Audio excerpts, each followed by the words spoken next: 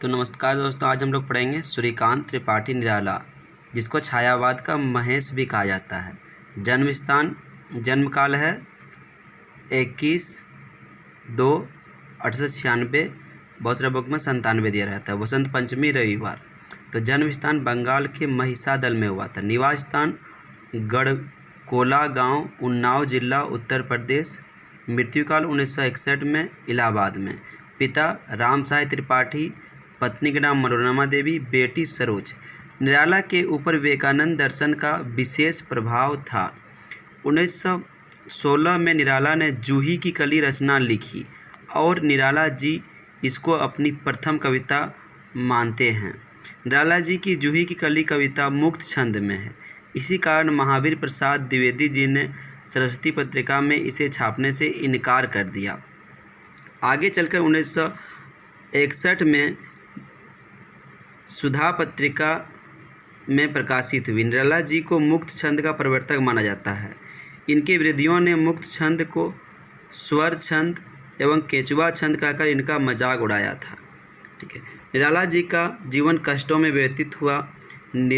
3 वर्ष की अल्पायु में ममता का दुलार इनसे छीन गया, अर्थात इसकी मम्मी का डेथ हो गया। ठीक है। कुछ समय बाद जीवन को अनुशासित करने वाले पिता का भी असामयिक देहासन हो गया। महामारी के विकराल प्रकोप में घर में कई अन्य संबंधी भी चल गए और इसी समय जीवन को नया मोड़ देने वाली पत्नी मनोरमा देवी की भी मृत्यु हो गई। निराला भी टूट गए थे। जीवन के अंतिम समय में निराला के मानसिक संतुलन खोकर विक्षिप्त हो गए, लेकिन इनके भीतर अभी भी सृजनात्मकता की लौ निरंतर प्रज्वलित रही। अभी न होगा मेरा अंत एवं होगी जय होगी हे पुरुषोत्तम नवीन। छायावाद के महेश कहे जाने वाले स्वयं निराला जी के शब्दों में, दिए हैं जगत के मैंने फल फूल, ठाठ जीवन का वही जो ठह गया। अनामिका का प्रथम भाग का रचना हुआ था 1923 में और दूसरे भाग का रचना हुआ था 1938 में। गीत गुंज का प्रथम भाग 1954 में, दूसरे भाग का 1959 में। प्रमुख रचनाएं निराला जी का इस प्रकार है। अनामिका 1923 में प्रथम भाग का, परिमल 1930 में, गीतिका 1936 में, तुलसीदास 1938 में, अनिमा 1943 में, कुकुरमुत्ता 1948 में, नए पत्ते 1946 में, बेला 1946 में, अर्चना 1950 में, आराधना 1953 में। गीत गुंज 1954 में भाग 1, राम की शक्ति पूजा 1936, सरोज स्मृति 1935, अपरा 1956, संध्याकाली 1969, मरणोपरांत प्रकाशित हुआ था संध्याकाली। ठीक है।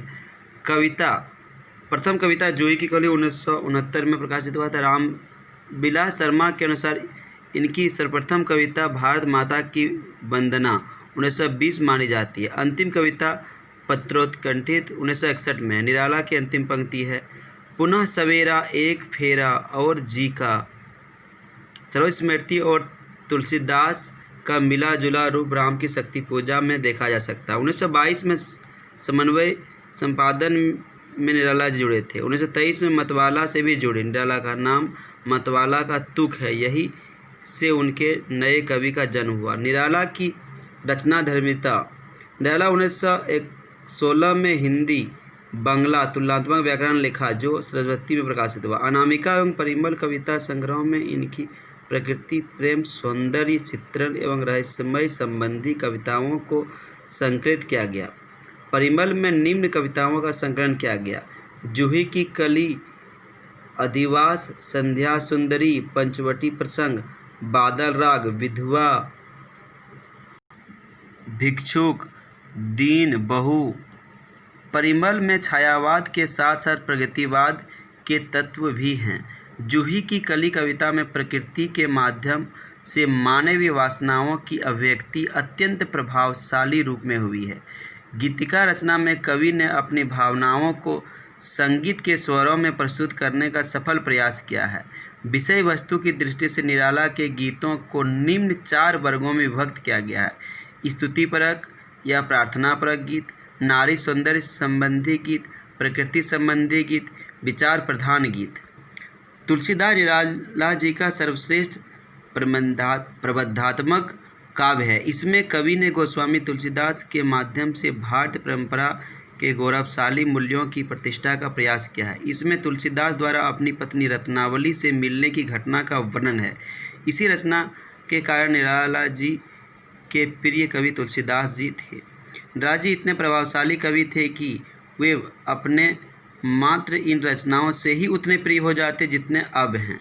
ये रचना है सर्वस्मृति, राम की शक्ति पूजा, वरदे वीणा वादिनी। राम की शक्ति पूजा में कृत्तिवास रामायण का प्रभाव दृष्टिगोचर होता है। कुकुरमुत्ता में पूंजीवादी और सर्वहारा वर्ग की तुलना किया गया है। इसमें हिंदी, उर्दू और अंग्रेजी शब्दों का प्रयोग हुआ है। अनामिका में 3 प्रकार के गीत संकलित है: भक्ति प्रधान, विषाद मूलक, विचारपरक। इसमें कवि का दृष्टिकोण अधिक अर्थवादी एवं शैली सरल है। नए पत्ते में निराला जी ने 7 व्यंग प्रधान कविताओं का संग्रह किया है। अनामिका भाग 2 में संकलित चर्चित कविताएं हैं: नवबेला, सर्वस्मृति, राम की शक्ति पूजा, तोड़ती पत्थर, बादल राग, सम्राट अष्टम एडवर्ड के प्रति। मतवाला में काम करते उन्होंने बहुत सुंदर कविता लिखी थी जो परिमल में संकलित हुआ: रेखा, शेफालिका, जागो फिर एक बार, कवि, पंचवटी प्रसंग। गीतिका निराला जी के नए स्वर ताल युक्त उनके गीतों का संग्रह है। अर्चना एवं आराधना प्रकृति भाव के श्रेष्ठतम गीतों का संकलन है। अनिमा में संकलित चर्चित कविताएं हैं: स्नेह निर्झर बह गया, मैं अकेला, चूँकि यहाँ दाना है, सड़क के किनारे दुकान, यहाँ है यह है बाजार, स्वामी प्रेमचंद्र जी महाराज। इसी अनिमा में प्रसाद शुक्ल, महादेवी वर्मा, संत कवि रविदास, विजय लक्ष्मी पंडित के प्रति श्रद्धा कविताएं लिखी गई है। गंगा प्रसाद पांडे ने महाप्राण निराला आलोचना पुस्तक लिखकर यह नामदार किया है। इनको छायावाद, प्रगतिवाद एवं प्रयोगवाद, इन तीनों आंदोलनों का पथ प्रदर्शक भी कहा जाता है। ये छायावाद के रुद्र महेश के नाम से जाने जाते हैं। डॉक्टर रामविलास शर्मा ने इनको ओज एवं औदित्य का कवि कहा है। ये विवेकानंद जी को अपना आध्यात्मिक गुरु मानते थे।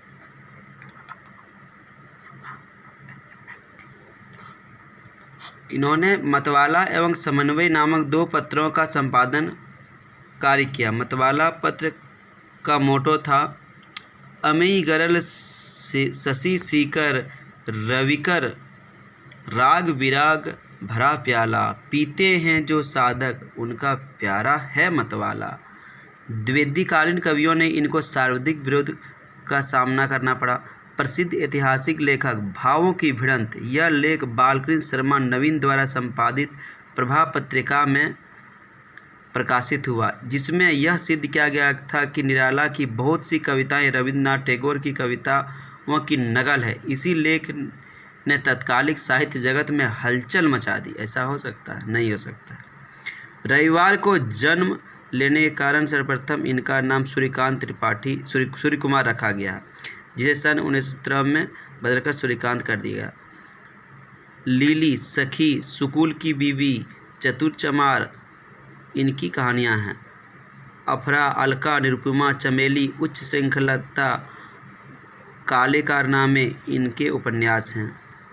मेरे गीत और कला निबंध 8 खंडों में निराला रचनावली प्रकाशित हुई। इनकी कहानियों में विधवा विवाह, अंतर्जातीय विवाह, अछूतोद्धार, वेश्या जीवन, स्वच्छंद प्रेम, दाम्पत्य जीवन आदि समस्याओं को चित्रित किया गया। निराला जी की चर्चित पंक्तियाँ: शक्ति की करो मौलिक कल्पना, राम की शक्ति पूजा, माँ की कुल शिक्षा मैंने दी, पुष्प सेज तेरी स्वयं रची, सरोज स्मृति, कल्पना के कानन की रानी निराला, वह उस शाखा का वन विहंग, उड़ गया मुक्त नव निस्तंग, तुलसीदास, नुपुर के स्वर मंद रहे जब तक न चरण स्वच्छंद रहे, निराला, मैं शैली अपनाई, निराला, अर्ध विकच इस हृदय कमल में आतु, प्रिय छोड़कर वर्ध नमन छेदों की छोटी राह, निराला, दुख की जीवन की कथा रही, क्या कहूँ आज जो नहीं कही सर्व स्मृति। स्नेह निर्जर बह गया रेत ज्यों तन रह गया अनिमा। धिक जीवन जो पाता ही आया है विरोध। धिक साधन जिसके लिए सदा ही किया शोध। राम की शक्ति पूजा। मैं ही बसंत का अग्रदूत निराला। जिस कलिका में कवि रहा बंद वह आज उसी से खुली मंद। तुलसीदास। करना होगा यह तिमिर पार देखना सत्य मिहिर द्वार। तुलसीदास। दिए हैं मैंने जगत को फूल फल पर अनस्वर यह सकल पल्लवित पाल। ठाठ जीवन वही जो ढह गया है अब नहीं आती पुलिन पर प्रियतमा। श्याम तृण पर बैठने को निरुपमा वह रही है हृदय पर केवल अमा। मैं अलक्षित हूँ यही कवि कह गया। अनिमा से लिया गया है। छोटे से धर की लघु सीमा में बंधे हैं शुद्र भाव पंचवटी से। रचना के एक बार बार लौटने का दत्त लौटी रचना लेकर उदास। ताकता रहा दिशाकश देखते नहीं मेरे पास कवि की वाणी। कलाकार के हाथ पहलवान की छाती और दार्शनिक के पैर हैं। उन्होंने अपने काव्य के संबंध में लिखा है। आज मयूर व्याघ्र पूंछ से जुड़े हैं। ग्वालियर के एकदा उपवन में निराला जी का उत्तर महादेवी वर्मा जी की इस दुनिया में मुझ से भी बढ़कर दर्द भरे हुए हैं। मुझसे उनकी करुण अवस्था देखे नहीं जा सकते हैं। इन्हीं कारणों से निराला के साहित्य में निर्मम शोषण और उत्पीड़न के शिकार हुए जन सामान्य की गहन व्यथा और मानसिक यंत्रणा का करुण रस अपनी पराकाष्ठा पर है। परिमल की भूमिका। मनुष्यों की मुक्ति की तरह कविता की भी मुक्ति होती है। मनुष्य की मुक्ति कर्म के बंधन से छुटकारा पाना है और कविता की मुक्ति छंदों के शासन से अलग हो जाना। वेला कृति में निराला एक नया प्रयोग करते थे। हिंदी काव्य में हिंदी गज़लों के रूप में ढाल रहे थे। बिगड़ कर बनते हैं और बनकर बिगड़ते एक युग बीता। परी और रामा रहने दे शराब जाग रहने दो।